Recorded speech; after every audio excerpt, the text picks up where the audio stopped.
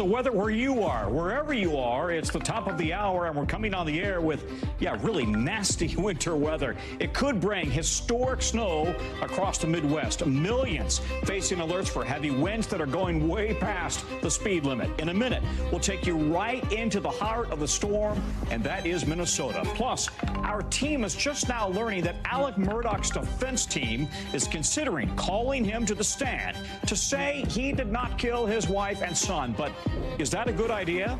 Also, down south, a murder scandal that is upending the #2 college basketball team in the country. Why Alabama's head coach is facing sharp criticism for comments about his star player. And in our original, our team is going one-on-one with new homeowners who bought during the pandemic. Ever heard of buyer's remorse? Many say they wish they never bought. And some of the country's top food brands are going way out on a limb to keep customers. While you may be seeing new special sauce drops or olive oil in your coffee, that's coming soon. That's going to be later in the show. Good day to you. I'm Tom Costello in for Hallie. And right now, the northern part of the country is in the thick of this massive and potentially historic snowstorm. Take a look. We've got a look right now from our affiliate driving through Minnesota's Twin Cities. Yeah, that looks like a mess, doesn't it? You can see we've got up to a foot and a half of snow already in the Twin Cities. These storms have 68 million people under winter alerts stretching from California to Maine. It's bringing a mix of everything from wind to ice to snow, freezing rain, you name it. And winds putting 62 million people under wind alerts, wind speeds as high as 85 miles per hour. That's stronger than the max speed that most states allow on the roads. Just take a look at these trees and signs literally shaking the flag there. Tucson, Arizona. And in places where it's snowing, like what you see here in South Dakota, it's creating dangerous blizzard conditions, especially out on the roads. Take a look at this very close call from Wyoming. A highway patrol officer just barely got out of the way in time as that semi-truck came barreling down the road. The highway patrol tells NBC News the roads were covered in ice, and the driver was going way too fast. The travel situation looks no different in the skies. About 1,500 flights canceled, and we've got about 3,500 delays already building. We're going to go with Nyala Charles right now in Minneapolis. She's in the middle of this in just a minute. But first, we start with NBC meteorologist Bill Cairns. All right, Bill, walk us through this. Boy, this looks like a mess. Yeah, it just depends where you are, Tom. I mean, we got, as you said, everything but the kitchen sink. So we haven't had any reported tornadoes today. We're seeing the end of our tornado watch over the next hour. This went through St. Louis. So it'd be nice if we can eliminate at least the tornado threat for the region. But that'll continue for just about one more hour. We'll wait and see if they reissue a new tornado watch here for areas of Indiana. As far as the worst of it, I think the freezing rain is going to be the biggest issue. We already have about a quarter-inch of ice. It's covering everything in southern Michigan and also southern portions of Wisconsin and northern Illinois. Those areas already have a quarter-inch of ice, and it's still going to continue throughout the evening. We could see power outages, maybe even a few areas widespread, especially in Michigan throughout the overnight hours. So losing power, temperature in the 30s is not fun. That's one of the issues. Then, of course, we have the snowstorm. Now, Minneapolis, the forecast has changed. If you don't love snow in Minneapolis, the forecast has been in your favor. Yesterday at this time, it was looking like somewhere possibly around 18 inches total. Now we've lowered that to possibly maybe about a foot total. So not in the top 5, not record-breaking anymore for Minneapolis. So maybe that's a piece of good news for you. But it still doesn't matter because the roads are still going to be almost impassable, especially South Dakota, portions of Utah, and western Minnesota. It's light, it's fluffy, and it's just blowing all over the place. This is additional ice. So we've already got about a quarter-inch, and we could add another tenth to almost a quarter-inch, especially in areas of Michigan. So that's of a big concern with power outages. And then we still have to deal with snow going over to ice throughout New England and the Northeast as we go throughout the evening, and that's taking place right during the evening rush hour here. So right now, we just updated this to 69 million people. We have blizzard warnings 10 miles outside of Los Angeles. First time the National Weather Service has ever done that for that area. An additional snowfall, about 6 to 10 total, more in Minneapolis. Already you've had about 4 inches on the ground. Sioux City, 2 to 4. And then as far as the Northeast and New England goes, Vermont, this is good for ski country, but if you're traveling up here tonight, it's going to be dangerous. And Tom, we'll leave you with this. It hit 100 in South Texas today. It's -7 in Bismarck. We had a temperature difference in the middle of the country of about 110 degrees. That's just amazing. Bill, thanks very much. Let's get now to Nyala Charles. She's in Minnesota. All right, Nyala, describe what it's like in the Twin Cities right now. We're talking about a lot of snow, but Bill says not the record amount that we were expecting. Right. So this may land in Minnesota's top 10 snowstorms in the history. But although the numbers say that's significant, the Minnesotans we have spoken to say not so much. And if you look out here, this because they're used to this. They've been built. Minnesota's tough, they say. So that's why. We did speak to a lot of people who've been through here. Again, just continuing with their everyday activities. We've seen so many people walk past me, run past me, also just walking their dogs, and they say it's a nice day here in Minnesota. Listen to what they had to tell me. This isn't nothing new to Minnesotans. You know, we're used to this, so even if it does get bad, we're used to it. Snow is one thing, but cold, I guess, is the other thing. So it's not that bad. It's 17 degrees, Ryan. It's in the teens. I'm not planning on being outside long. See, Ryan didn't believe me when I told him it was cold. Although the schools here throughout the state are closed, a lot of businesses are still open, Tom. Even the Mall of America is running its normal hours, and the state had its high school girls hockey state championship today. That still happened because they said they weren't going to let just a little bit of snow stop them. And even the Catholic Church officials say they're still expecting people to come in for Ash Wednesday. Tom? Listen, didn't I see you in Los Angeles yesterday, and now you're in Minnesota? You must be feeling a little bit of whiplash yourself. Yeah, it's a little bit of whiplash coming from L.A., but I'll have you know, Tom, I have collected my stars here because my first job was in Rochester, Minnesota, so I'm getting acclimated again. Reacclimated, back home. All right, Niall, thank you very much. Appreciate it. Other news now, the Supreme Court looks like it will not take steps to completely upend the internet as we know it. That's the vibe that legal experts are getting after the justices were asked the question, can Twitter be sued for, quote, aiding and abetting a terrorist attack? Can Twitter be sued?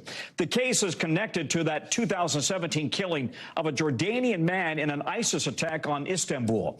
Unlike the case against Google that we talked about yesterday, this one questions whether Twitter can be held liable under a federal terrorism law that was put in place after the 1995 Oklahoma City bombings. This tech case is kind of the sleeper between the two, overshadowed by that Google case. But if the justices rule against Twitter, that could mean a wave of lawsuits targeting companies if they don't do an effective job of moderating extremist content. Legal analyst Angela Senadella is with us now to walk us through all of this. This sounds like the justices are really not sure where to draw the line here, and they're hesitant to radically change social media on their own. Can you break this down for us? Tom, I would agree with that. So the ramifications of this case are massive. It's whether or not just social media, but really any company that has a wide, vast user base could be held financially liable for any user on that platform, not even whether or not that user used that platform to commit the crime itself.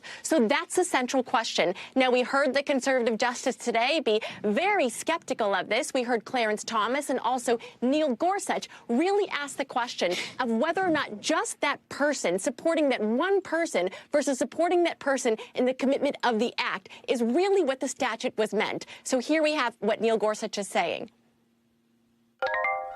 You read the aiding and abetting clause as taking as its object the act of international terrorism rather than the person who committed the act. And that seems a pretty abstract way to read the statute. Yes, it is an abstract way to read the statute. That's what the conservatives said. Now, obviously, we had the liberals asking different questions. We had Justice Jackson bringing up today the question of willful blindness. Maybe willful blindness is enough, because like every Supreme Court case, it comes down to definitions. What is substantially? What is knowingly? Did they substantially and knowingly aid and abet? These are massive questions. You know, one interesting point here, the Biden administration appears to be siding with Twitter in this case, in part because of how a potential ruling could impact banks. Yes, so this is fascinating because usually we see big tech on the opposite side of Biden. We see congressional hearings where TikTok and Twitter and Meta, Facebook, Instagram, they're all just getting hammered by the Biden administration. But that's a difference between what the government wants to regulate and whether or not they want to give private individuals a cause of action. So opening up the floodgates here to basically say any private individual who is affected by terrorism could then sue any business, whether or not it's banks, social media, or any user platform, would just be a massive headache for the Biden administration. Boy, it is a talker, though, because you can be on either side of this one and having a very important and informed debate. All right, Angela, thank you very much. Now to Ohio, where fear and anxiety linger for the people in East Palestine as the town deals with the fallout from that toxic chemical spill. And another big-named politician stopping by today. Former President Donald Trump toured a creek and a fire station, announcing he's donating cleaning supplies and water to the community. And he's pointing fingers at his likely 2024 rival, Joe Biden. They were doing nothing for you. They were intending to do absolutely nothing for you. Mr. Trump, the latest in the revolving door of politicians coming in and out of East Palestine. Secretary of Transportation Pete Buttigieg will be there tomorrow. All of this while emergency management teams go door to door today, handing out resource packets for people in a 1-mile radius of the train derailment site. And a new health clinic is opening up, seeing patients. NBC's Ron Allen is in East Palestine. You know, Ron, I do think we ought to set the record straight here. He suggested the Biden administration's doing nothing. They've had teams on the ground from the very beginning, while the president was, of course, dealing with NATO over in Poland, right? Yes, Tom, but this is a county that Trump won by 70% of the vote in 2020. And his critics would argue that that's a big reason that he's here as he's beginning his campaign for president. And he received a hero's welcome. There are people here who you say exactly that the EPA was on the ground from day one, they say, and people here you talk to don't believe it. Or they didn't do anything, they will tell you. And they would criticize President Biden for traveling to Ukraine when this situation, this disaster, was unfolding closer to home. So that's what was going on in the background of this visit. Take a listen to how this resident talks about the federal government and what they've been doing so far. Take a listen. I'm disappointed in our federal government, big time. They really could have come through and helped us out a lot better, but they just, the feeling that I get is they just don't care about us. So there's that. And meanwhile, I think most residents here are trying to stay away from politics and get on with their lives. I should also point out that yesterday at the briefing, the governor of Ohio, who is a Republican, Mike DeWine, and the governor of Pennsylvania, who is a Democrat, Josh Shapiro, newly elected, made a point that this is not about politics, that they're working together, and that this is not a partisan matter, and that they want to see this community made whole, and that is their objective together jointly, despite whatever else is going on in the background. Ron, bring us up to date on what is happening on the ground there to help these people, to expedite help to them.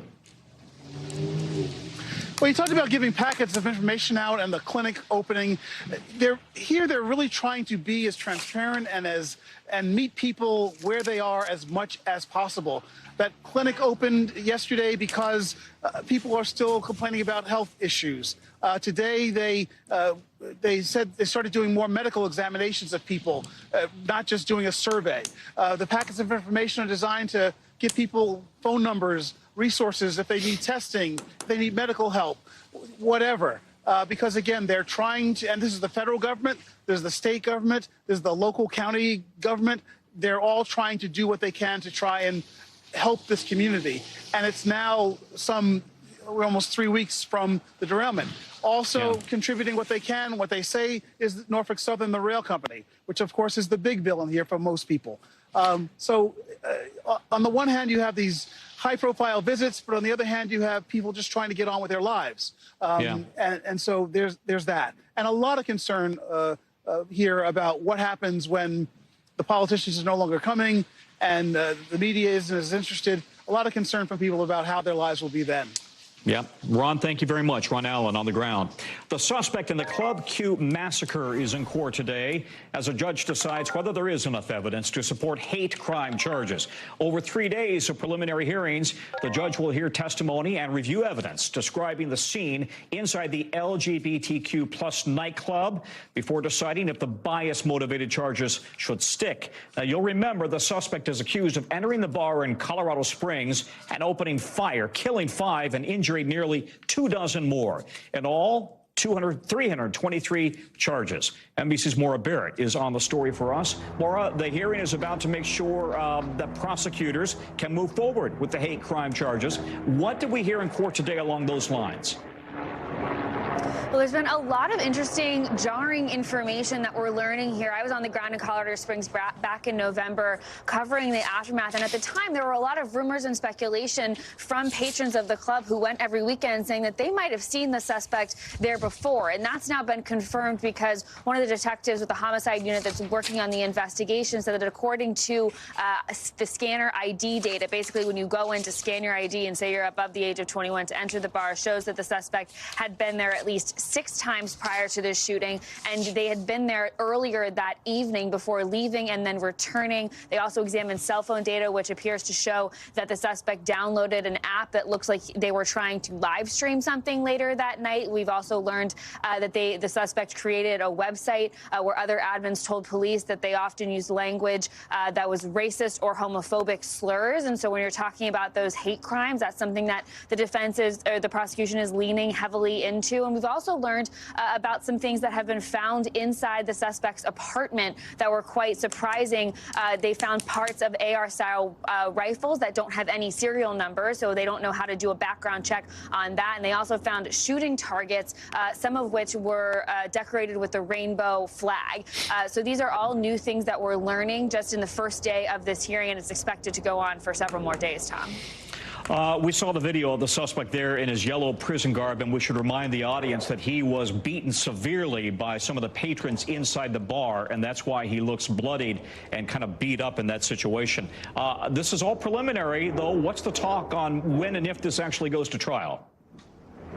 Well, as you noted in the beginning here, the suspect faces more than 300 charges. Some of those are on first-degree murder, assault, and those bias-motivated crimes or hate crimes. And so basically over the next few days, the judge will decide whether all of those charges are upheld and whether there's enough evidence to go to full trial. And we expect by Friday, by the end of the week, to get a sense of when that trial date will be set. Tom. All right, Maura, thank you very much. Maura Barrett for us. At this hour, President Biden is flying back from Poland, leaving Europe with tensions running high between the West and Russia.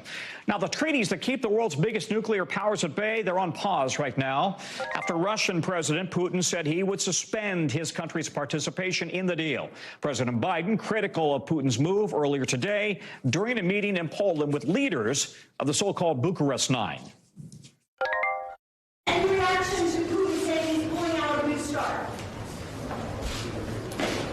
I don't have time. No time? No. No, that's all right. Big mistake.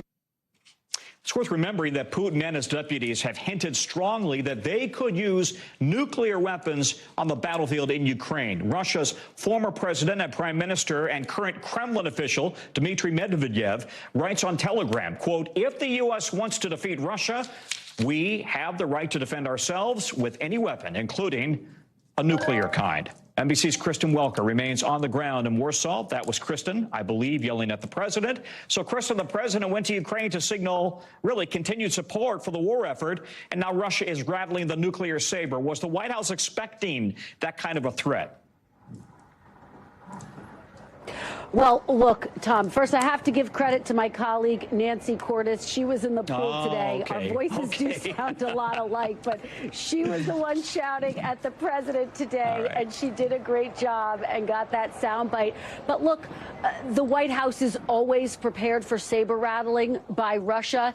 In this instance, though, the timing is significant. Of course, the world about to mark the one-year anniversary of Russia's invasion in Ukraine, and so it really really adds extra urgency. Let me read you the forceful response from a White House official who says Russian rhetoric around the potential use of nuclear weapons remains as unwarranted as it is irresponsible. This official adding the president's focus remains on helping Ukraine. Here's a little bit more, Tom, of what the president had to say today, his forceful words for Russia. Take a listen.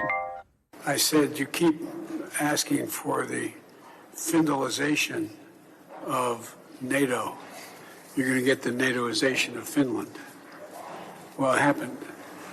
Not only are we as strong as we're stronger.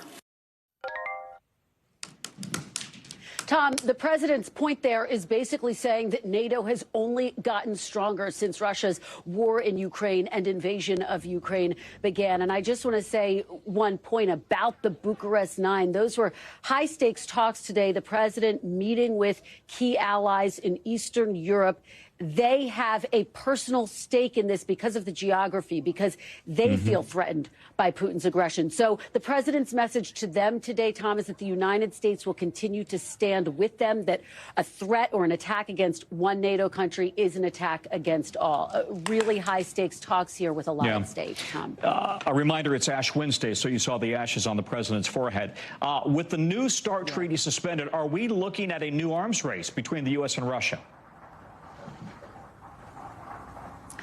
That is, of course, worst case scenario and the biggest concern. As of right now, Tom, based on my conversations with administration officials, they're saying, look, they were bracing for this. Russia has been signaling this. They have not been in compliance with the New START treaty for quite some time.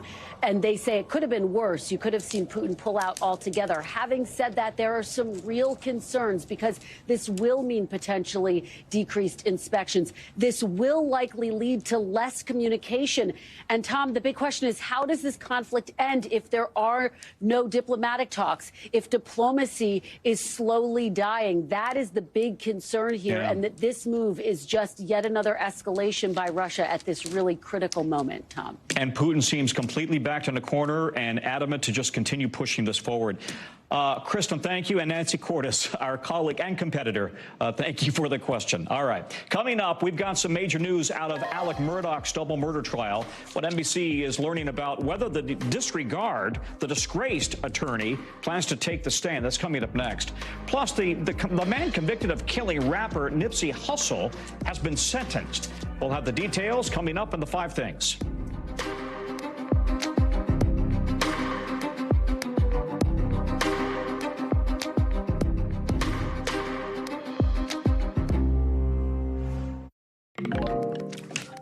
All right, what do Emotional Rescue and Twist and Shout have in common? Rock's music greatest rivalry. Could it be soon coming to an end? That's coming up in the 5 Things. We'll let you guess on who we're talking about. First up, though, some breaking news in the so-called double murder trial of the century down south, the crime of the century down south. Alec Murdaugh's lawyers are telling NBC News that they are considering calling Murdaugh to the stand tomorrow. That means the man who's accused of killing his wife and son would have the chance to answer questions about what happened on that night in June. Let's get right to NBC's Katie Beck. She is in South Carolina. So, Katie, this is a huge gamble here. What's the play from the defense? Yeah, it is a huge gamble, Tom, and it's why defense attorneys rarely put their clients on the stand. It opens them up to all kinds of questions about inconsistent statements and timelines, not to mention the mountain of evidence that we've heard over the past 4 weeks, which includes a lot of alleged financial crimes as well. So it really opens the door to a lot of things. The reason why they may be considering this is because Alec Murdaugh is really the only witness that can answer to that kennel video, which still has not been explained or refuted by the defense. Perhaps the prosecution's strongest piece of evidence that places Murdaugh inside that kennel within minutes of those murders, when he says, in fact, he was never at those kennels on the night of the murders until he discovered their bodies. So they can't answer that question with another witness. This may be the only way to get an answer to the jury on that. But as you said, it's a huge risk, and I think one that's weighing heavy on them right now. Hey, Katie, Hallie posed this question to our legal analyst, Danny Savalos, on whether to call Murdaugh last week on this show. Let's take a listen to what he said, and he was very blunt. Put on your defense attorney hat here. Would you put Alec Murdaugh No, on the stand? Because that's the next big question. I'm interrupting your question. No, I would not put him on the stand. Pretty definitive there. No, no, no. In the meantime, the defense focused on trying to poke holes in the crime scene and the character witness that were at times witnesses, really, who a double-edged sword for Murdaugh's credibility. So walk us through what we've heard now. Right, that was a close friend, a colleague of Murdaugh's, Mark Ball, and he was on the stand today doing what the defense initially wanted him to do, which is sort of dismantling SLED's investigation, talking about the mistakes they made, the evidence they left behind, the fact that they didn't rope off this crime scene effectively and let all kinds of people walk all over that property right hours after this crime had occurred. He was very effective at doing that task. What was not so effective for the defense is when the prosecution got up and started asking him more in-depth questions about discovering the alleged financial crimes of Alec Murdaugh and how that impacted his view of Murdaugh's character. Here's what he said on the stand about that. He was pretty good at hiding who he really was, wasn't he? Obviously. Effortlessly and easily lied to you for years, and you didn't know it. Didn't know it. Correct? Didn't know it and didn't catch it. Saying on the stand he was doubting everything he ever knew about Alec Murdaugh, not something the defense was probably hopeful to hear in court today, probably more wanting to be focused on that inadequate SLED investigation, sort of a double-edged sword, that witness.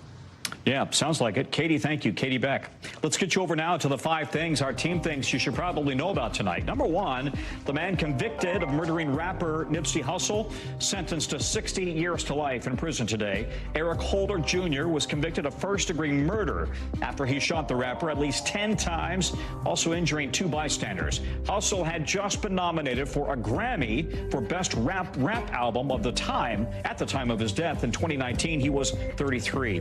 Number 2, a group of anti-Semitic protesters, can you believe it? They gathered outside the first previews of the Broadway musical Parade. It's a true story about the false conviction and lynching of a Jewish man in the 1900s. The show's star, Ben Platt, says the ugly and scary displays outside the theater are a reminder of why they are retelling the story.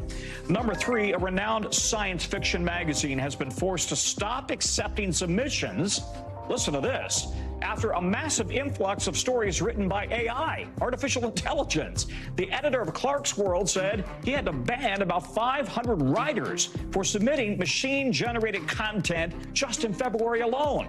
He says that number has skyrocketed since the rise of ChatGPT. Number 4, one of rock music's most famous rivalries will be working together for a chance and a change. The Beatles' Paul McCartney is teaming up with the Rolling Stones to play bass on their album. The 80-year-old McCartney is reportedly just playing on one song, but fans are really excited to see the rock legends come together, you know what I'm going to say, for some satisfaction. Bert is rolling his eyes in the studio. Number 5, the James Webb Telescope captured an image that has astronomers scratching their heads.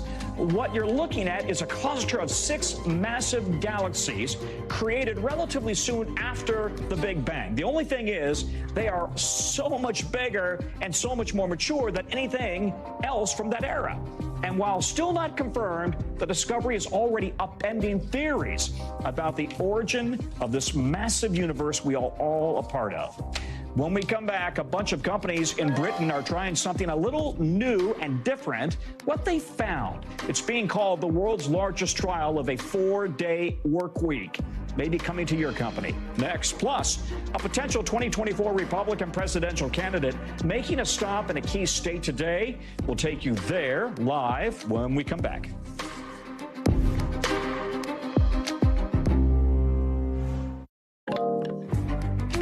Back now and listen up. A number of companies in Britain have been trying out a 4-day work week, and now the study is complete. And guess what? Almost everybody likes it. 56 of the 61 companies that were part of this study are going to keep going with the 4-day work week, 32 hours. 18 are going to make it permanent right now. Now, employees worked 4 days and earns the same salary that they received when they worked a 5-day week. The study lasted 6 months, the largest in the world, with multiple universities involved here. 71% of employees say they were less stressed out, less burned out, better quality of life, and data showed employees were less likely to quit. The lead researcher on the project thinks this could work in the United States. I think people recognize it's time to use this incredible automation and digitization and technological change that we have to give ourselves a little bit of a break. Isn't that fascinating? We've been working in the coal mine since the 1930s. Megan Fitzgerald, who joins us now from London. That's when we set this 5-day work week. And now she argues it's changing because technology allows us to have time off and be more productive at the same time. Yeah, you're absolutely right. I mean, and that's what this trial suggests, that out of the 61 companies that participated in this 6-month-long trial, they found that productivity actually increased. And then when you take a look at revenue, that increased as well. Some companies say they saw it soar. Specifically, when you take a look at the 6-month time period that they did this trial and compared that to the same 6-month period in the previous year, they talked about how employees are less likely to call in sick, less likely to quit. How they were happier at work. And of course, when you look at different sectors like the restaurant industry, that also is very impactful on business revenue. So it all goes hand in hand. And then, of course, as you mentioned, employees, their mental health, they reported. They talked about how they were able to have that work-life balance where they were able to be more productive at home, spending more time there, but also more productive in the workplace. So based off of this particular study, Tom, this was a win-win. Yeah, it was. And this trial was only done with 61 companies, which is about 3,000 workers. The question is, how well would this work in bigger companies, both in the UK and in the US? Because there is some reluctance with big companies concerned about not being responsive to customers, kind of stepping out of the ongoing business operations on a Friday or a Monday, for example. Yeah, you're absolutely right. I mean, the jury is still out on whether or not this model is applicable to all companies, certainly across Britain and across the United States, because different companies obviously do different things. But specifically here in the United Kingdom, keep in mind, economists are saying that, productivity growth is a challenge for the UK economy. But nevertheless, this study, the findings are going to be presented to members of Parliament as a way of trying to urge politicians to implement this across the country, this 4-day work week for folks just working 32 hours a week. Tom? Yeah, it's interesting, though. The UK and the U.S. economy are so different. The UK economy is so challenged right now. But it's a fascinating study. We're going to have more on NBC Nightly News, by the way, about this research. Megan, thanks so much. Coming up, maybe you or somebody you know bought a house during the pandemic, and maybe you've had buyer's remorse. If so, you're not alone. Some of the problems new homeowners have been running into coming up in our original.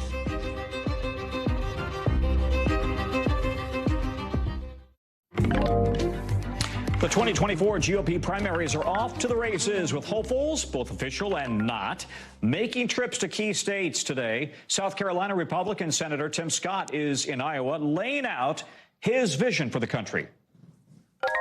I see 330 million Americans getting back to celebrating our shared blessings again, tolerating our differences again. He is still not making his bid for the White House official. Yamiche Alcindor joins me now from Des Moines, Iowa, snow zone. Yamiche, if you're looking at who's going to run in 2024, look to Iowa, right? What kind of a welcome is Tim Scott getting there? Well, Tom, I should tell you, I'm really happy to be indoors because there is a little snow and a little rain, but I am in Iowa, which is, of course, this critical state. It's going to be the first state that votes in the Republican primary come next year. And Tim Scott is getting, in some ways, a warm welcome. He spoke at Drake University. We talked a lot about cultural issues, saying that America is a land of opportunity, not oppression. He claimed that Democrats were causing crime with, quote, what he called, quote, woke prosecutors. But we also talked to some diners earlier today before he was speaking at the university about Tim Scott and about the other contenders that have been visiting this state. Take a listen to what someone told me. It doesn't look so good right now. We need to do some changing. I like Tim Scott. I don't know if Pence could win a general election. So there you heard it. Voters that I talked to they're a little eager to maybe move past former President Donald Trump. But when you push people on who could actually win, they said it's not really clear. And Tim Scott is one of those people that they're like, maybe he could win, maybe he couldn't. He's saying that there is enough of a lane for him to possibly jump in, but we're not sure when he's going to do that, Tom. Yeah, we still don't know who the Democrats are going to put up, right? I mean, we think it's President Biden. We really don't know. There's some speculation that he may not do it after all. But any indication today on if and when Senator Scott could actually declare to the run for the White House? Well, it's a key question because Tim Scott is one of a number of likely contenders that have been in Iowa. We had Vice President Mike Pence here. We had Nikki Haley, who's officially running. I should say that Donald Trump has not visited the state. When it comes to Tim Scott, that's the key question that I'd love to ask him. What we get so far is that he's at least hiring staffers. It seems like he's getting some key hires on his super PAC. It sounds like he's at least playing with the idea of testing out his stump speech. When I heard him today at Drake University, it sounded like a campaign speech. He was ticking through all these different topics when it came to race or the border, or even talked about abortion, saying at one point that Americans have lost so much faith in the country that they've also lost faith in life. So there was a little bit about abortion and leaning into that. But it's not clear when he will actually officially say, I am in the race. And it's not clear if he feels any time pressure because from our understanding, he can raise money as a senator and use that later if he wants to run for president. So an interesting thing, definitely someone to watch along with a number of other people, Tom. All right, Yamiche, thanks so much. Appreciate it. Stay warm there in Iowa. Alabama men's basketball star Brandon Miller will play tonight against South Carolina, despite new details from police about his alleged role in a fatal shooting near campus. Tuscaloosa police say Miller brought a gun to his ex-teammate Darius Miles on the night in January that Miles and another man are accused of murdering 23-year-old Jamia Harris. Miles was kicked off the team after the shooting. He says he's not guilty. Miller is not criminally charged in the case. And his coach, Nate Oates, says he's not in, quote, any type of trouble. However, Coach Oates is facing a lot of backlash for saying Miller was just in, quote, just the wrong spot at the wrong time. NBC's Guad Venegas joins me now. Guad, as we understand it, Oates is now trying to walk back those comments, right? He is, Tom. So this started yesterday during a press conference that Nate Oates had at midday. In that press conference, he was asked about Brandon Miller. He responded saying he could not control what his players did off the court. He added, as you mentioned, that he was in the wrong place at the wrong time. Now, after receiving backlash later on Tuesday evening, the coach released a statement. In that statement, he indicated that the entire time he's tried to be thoughtful repeatedly. He's also said that this is a tragic incident. He added saying that the statement came across poorly. He also said that at some point law enforcement had repeatedly told them that no other student athletes were suspects in this case, of course, referring to Miller. He said that those were the details that they had. He also added some more information in that statement on Tuesday evening, saying that there had been a prayer that the team did at the end of practice, keeping the victim in their thoughts. So he first answered that question during the presser and then released a statement later on Tuesday evening, Tom. All right, well, Miller is the big star for Alabama, a potential NBA draft pick for the Crimson Tide, the #2 team in the nation. Walk us through all of what's going on here. Lots at play. Tom, he's the star player. And, we've been learning details, by the minute. There's more information that we're learning as of today. So on Tuesday, we had that press conference where the coach spoke, but there was also a preliminary hearing in court where a detective revealed new details of what the detective says happened that evening. So you've got the two individuals, Darius Miles and Michael Davis, accused of capital murder. Darius Miles, who is a former player on the team who knows Brandon Miller. Now, according to the detective that evening, Miles sent a message to Miller asking him to bring his gun to the area where this incident happened. Miller then arrived in his vehicle. Miles went to the vehicle, pulled the gun out, and then gave that gun to Davis, and Davis is the one that then used the gun to shoot at the victim. These are the details that were received from the statement made by the detective, right? But now we have new information circulating online of a possible statement from an attorney representing Miller that have new details. Now, NBC News has not confirmed that that attorney is representing Miller or the details in that statement that began circulating just minutes ago, and we're working to confirm that. The details that we have now, Tom, are the ones that came from that detective in court yesterday saying that Brandon Miller had that gun in his car. And after receiving a text from Miles, he arrived at that area again, and then Miles pulled the gun out of the car. So there's a lot of details as this case continues. Now, both Darius Miles and Michael Davis are being accused with capital murder. And as of now, Brandon Miller is not accused of a crime. And as the coach said, he's not in any type of trouble. He is expected to play tonight, Tom. Sounds like it's fast changing. So, Gawad, thanks for staying on top of it.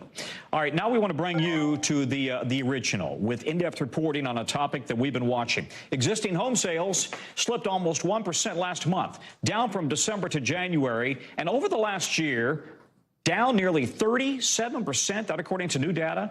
But that wasn't always the case. Back in 2021, existing home sales set a 15-year high, with folks making a lot of deals during the pandemic to get more space, to get out of big cities. And that action, all that action in the market, led to quick decisions by some home buyers. Not everybody is happy about it. So we want to bring you the latest. Zincle Isimwa has the story. First-time homebuyer Kate Fox is feeling buyer's remorse after purchasing this Santa Rosa, California house in March 2021. Hey, Kate. Hi, welcome. Nice to meet you. Thank you. Fox submitted an offer on the house the same day she saw it after a one-hour tour. The 39-year-old waived the home inspection, saying the sellers provided a recent inspection. But after move-in, to her surprise, the two-bedroom, one-bath bungalow required a lot of renovations. Within the first week of moving into this house, the hot water in the shower kept cutting out. The first big rain, the paint on the mantle started bubbling because there's a water leak. Fox's experience isn't unique, according to Amanda Pendleton, home trend expert with real estate company Zillow. Prior to the pandemic, it used to take about 3 weeks for a home to be listed for sale and to go under contract.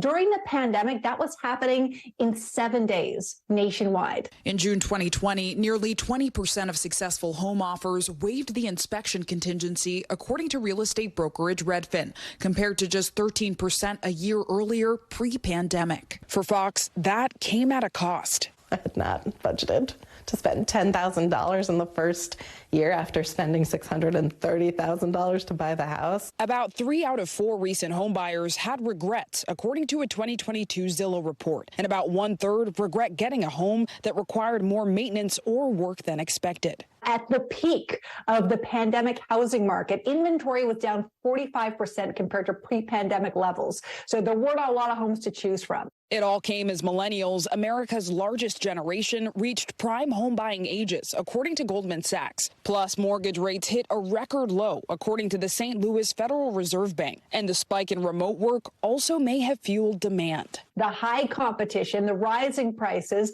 the low inventory, and this extreme time pressure, you just had a lot of home buyers who ended up in a home that may have been less than ideal. Fox still has big dreams for her 1929 home, with hopes to renovate the kitchen. But she says the unexpected repairs have hampered her efforts. Do you regret buying this house?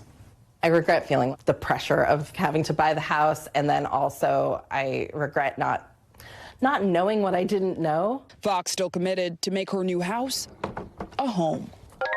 And it's important to add that home inspections catch a wide array of issues. And we actually reached out to Ian Mayer, a certified master inspector in California, about whether or not the issues Kate Fox encountered would have actually been caught by a home inspection. He tells us it's hard to catch a sporadic water problem, but a review of the water heater could indicate similar issues to what she had. Similarly, a roof and chimney survey would reveal visual evidence of potential leaks. Overall, though, home buying experts emphasize the inspection is a very key part of the buying process to protect buyers. Back to you. Yes, it is. Zincle, thank you very much. Still to come, would you want your morning coffee with a little olive oil? Why some of the biggest brands are taking some big bets coming up next. Plus, The winner of Maine's massive Mega Millions jackpot is coming forward. Sorta. We're going to explain coming up in the local.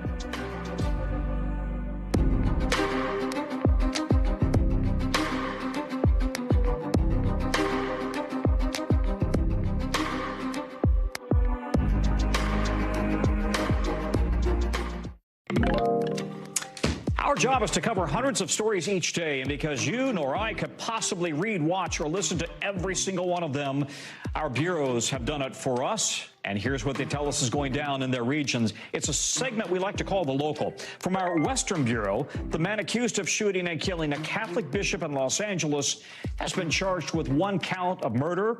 If convicted, he faces anywhere from 35 years to life in prison. He was the husband of the bishop's housekeeper. The sheriff's office says the case is still under investigation. From our D.C. Bureau, Montgomery County, Maryland police are offering a $20,000 signing bonus for new police officers. The chief of police says it'll put them on a level playing field with competing jurisdictions amid a nationwide recruiting shortage. The bonuses do still need to be approved by the city council, county council. And from our Northeast Bureau, some lucky person in Maine just claimed the $1.35 billion Mega Millions jackpot. And we do not know the person's name because they accepted their win through a limited liability company, an LLC. Maine does not let lottery winners remain anonymous, but they did say the winner would only be identified as a company for now. Starbucks today says it has a new drink that will blend coffee and wait for it, here it comes, they're adding olive oil. They're calling it an oleato.